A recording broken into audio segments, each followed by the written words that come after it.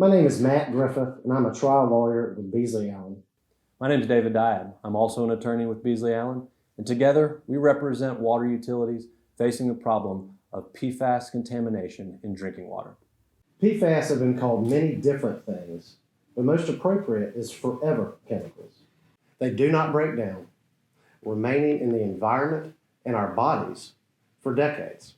It is estimated that 99% of Americans have some level of these toxic chemicals in our blood. PFAS can lead to increased cholesterol levels, high blood pressure, low birth weight, liver damage, and even kidney and testicular cancer. These chemicals can greatly diminish our body's ability to fight against preventable disease like the flu.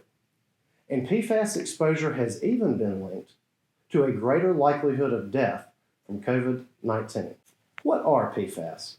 PFAS are man-made fluorinated compounds that do not exist anywhere naturally on this planet. PFAS are a category of nearly 10,000 individual chemical compounds, all of which are made in a laboratory.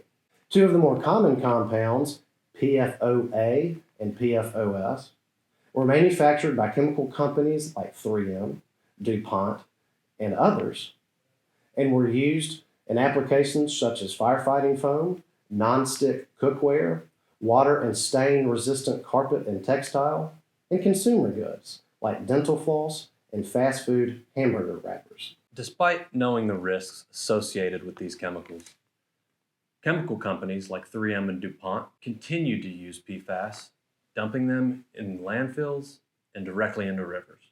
For decades, these companies knew the dangers associated with these chemicals and hid them from regulators and the public. In fact, they controlled the science to influence regulators so that they continue to reap massive profits for as long as possible. When pressured by the EPA, chemical giants 3M and DuPont stopped making PFOA and PFOS, but they immediately started making replacement chemicals known as short-chain PFAS.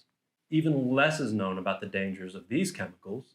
Recent studies have shown that exposure to short-chain PFAS can accumulate in the lungs of humans, making it harder to fight severe respiratory illnesses such as COVID-19.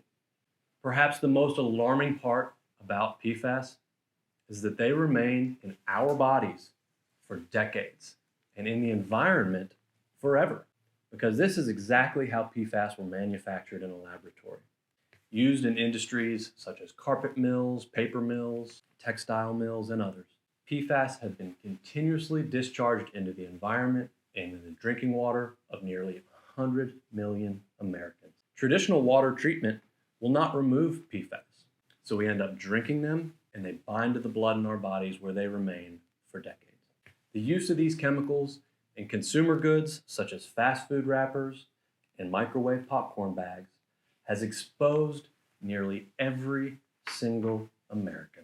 Water utilities impacted by PFAS pollution must remove these toxic chemicals in order to provide safe drinking water. And that means advanced water filtration, such as expensive carbon and reverse osmosis.